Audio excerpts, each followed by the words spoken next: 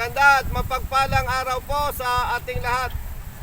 Sa ngalan po ng Rider Safety Advocates of the Philippines, RSAP, ako po ay taos-pusong nagpapasalamat sa mga officers and members ng Oriental Mindoro Motorcycle Riders Club. Hindi po may tatanggi na ang inyong grupo ay nakakatulong sa advokasya ng RSAP.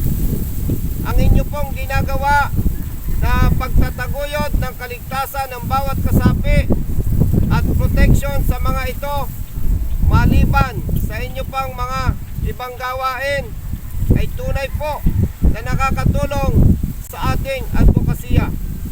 Binabati ko po kayo ng happy 10th year anniversary.